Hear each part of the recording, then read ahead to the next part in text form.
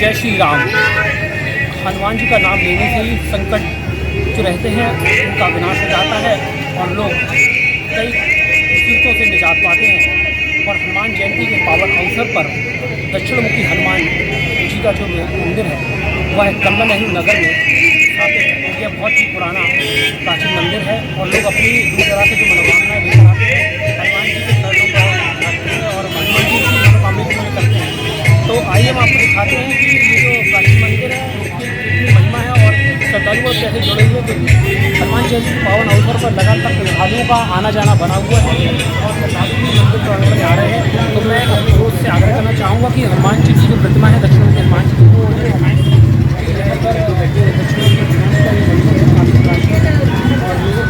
अंदर जाके पैर पड़ गया सिर झुका के पैर पड़ो बेटा।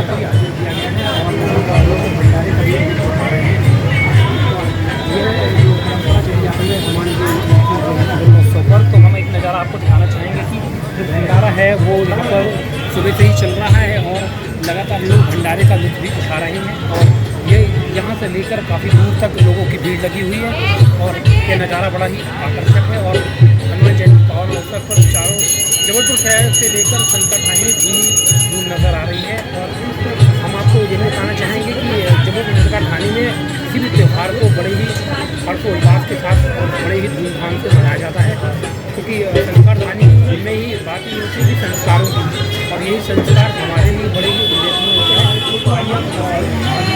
मंदिर प्रांगण में और पंडित जी दिनेश मिश्रा जी से जुड़ना चाहेंगे आप जानना चाहेंगे कि कितना प्राचीन मंदिर है और कितने वर्षों से पूजा पाठ करते हैं। कितना प्राचीन मंदिर है ये?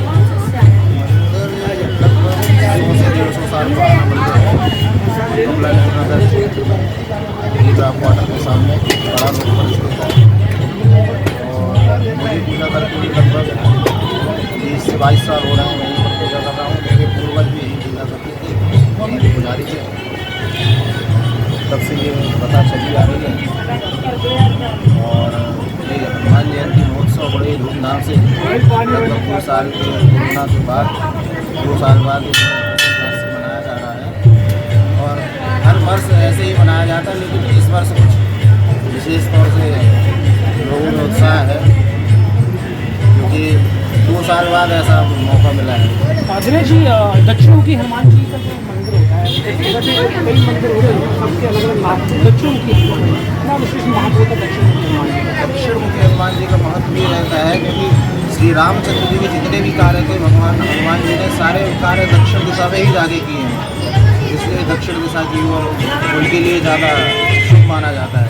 हनुमान जी के लिए विशेष तौर से हनुमान जी और काली जी इनके लिए दक्षिण दिशा शुभ होती है, बाकी सारे देवी देवताओं के लिए दक्षिण दिशा नहीं होती है।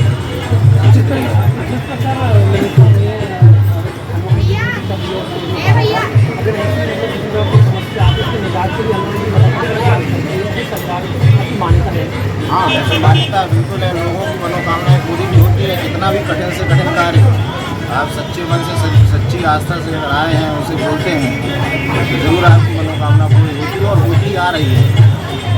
लोग शुरू से आज से 100 साल से लोग जुड़े हुए हैं और लोग जुड़ते ही जा रहे हैं, दिन दिन लगाव होता ही जा रहा है लोगों का और आस्था बढ़ती जा रही है, आकर्षण का केंद्र बनता जा रहा है और अपने सभी त्योहारों को बढ़िया सेलिब्रेट किया जाता है। लोग उससे भी जुड़ते हैं, लोगों में उत्साह बढ़ता है। लगभग पंडित जी कितने वर्ष पुराना मंदिर है ये? लगभग 150 वर्ष पुराना है। दूर दराज से भी श्रद्धालु यहाँ पर अपनी मनोकामना काफ़ी दूर से आते हैं, काफ़ी दूर दूर से लोग भी आते हैं जो पहले यहाँ रह चुके हैं, अभी वहाँ चले गए हैं लेकिन कभी भी यहाँ आते हैं तो यहाँ ज़रूर आते हैं। वहाँ जाने के बाद भी यहाँ आना नहीं छोड़ते, जब भी एक दिन के लिए भी अगर शहर में आ रहे हैं तो मंदिर आना जरूरी है।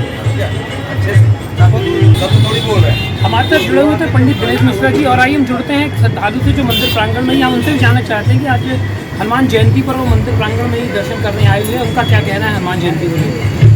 मैं श्रीमती अंजना मिश्रा, मैं यहाँ मेरा जन्म यही हुआ है इसी मोहल्ले में और मेरे पिताजी रामनाथ यादव जी के यहाँ मुनीम गद्दी पर बैठते थे। उन्हीं ने ये रामनाथ यादव जी की ही ज़मीन में ये हनुमान जी का रूप दिखा था। तो इनके जो चाचा पिताजी इनके चाचा गणेश प्रसाद मिश्रा यहाँ पंडित जी का कार्य करते थे और इत्तेफाक हुआ कि हनुमान जी के मंदिर में ही उनके प्राण पखेरु उड़े और उनका हार्ट फेल हुआ और यहीं से उनकी अस्थियां उनके रीवा शहर जहाँ वो रहते थे वहाँ गईं और उनके पूजा पाठ से ये इतना प्रसिद्ध हुआ कि आज उनके बेटे उनके सरकारी नौकरी में लग गए। फिर उनके भतीजे हमारे जो दिनेश मिश्रा है भतीजा है, इतना श्रद्धालु पूजा करता है कि लोग अच्छे अच्छे दूर दूर से आके जुड़े हैं और ये दक्षिण मुखी के नाम से प्रसिद्ध हुआ। और मोहल्ला ही नहीं आन मोहल्ला ही इन हनुमान जी में अर्जी लगाते हैं, नारियल रखते हैं और अपनी मनोकामना पूर्ण होती है। जिसके बच्चे नहीं होते हैं नारियल रख के जाते हैं। और सबसे बड़ी बात है कि यहाँ जो पुजारी हमारे भतीजे हैं दिनेश मिश्रा और जो गणेश प्रसाद मिश्रा के बच्चे हैं वो हर जयंती हर कार्यक्रम अखंड रामायण से लेके हर उसमें भंडारा ये नहीं बोलते कि आप इतना दो कि इतना दो। हनुमान जी अपने आप से कृपा ऐसी होती है कि हर काम अच्छे से होता है और पूरा मोहल्ला इसके लिए एकजुट है। और हनुमान जी हमारे यहाँ से लेके आन देश तक सबकी कृपा बरसाते हैं। सिर्फ उनकी चरणों में उनको कुछ नहीं चाहिए, जय श्री राम बोलो और अपनी मनोकामना कर दो, वो पूरी होती है। और श्रद्धालु सब आते हैं, इसी मनोभावना से हम आज उनकी जय जयकार करते हैं। हमारे साथ जुड़े हुए 3 श्रद्धालु जिन्होंने बताया कि हनुमान जी संकट मोचन हैं और उनके द्वारा सभी के संकट हरण किए जाते हैं। मैं भी आपको बताना चाहूँगा कि दक्षिण मुखी हनुमान जी का जैसा पंडित जी ने बताया कि इन्होंने दक्षिण में ही सभी कार्य किए थे, इसलिए दक्षिण मुखी हनुमान जी का एक विशेष महत्व होता है। और हनुमान जी तो हनुमान जी ही होते हैं, चाहे वो किसी भी रूप में हो, लोगों की मदद करते हैं और अगर कोई अपनी मनोकामना को लेकर आता है तो उन्हें पूर्ण भी करते हैं, चाहे वो एक नारियल रखकर पूजा करें या एक फूल रखकर करें, मनोकामना पूर्ण होती है। और यही हनुमान जी की श्रद्धा लोगों के पास, लोगों की जो श्रद्धा है ये हनुमान जी से ये जुड़कर बनी हुई है। और कई वर्षों से लगातार मंदिर प्रांगण में श्रद्धालु अपनी अर्जियाँ लेकर आते हैं जो पूरी की जाती है। संजय तिवारी साहब, धर्मराज सिंह, पल पल इंडिया न्यूज़।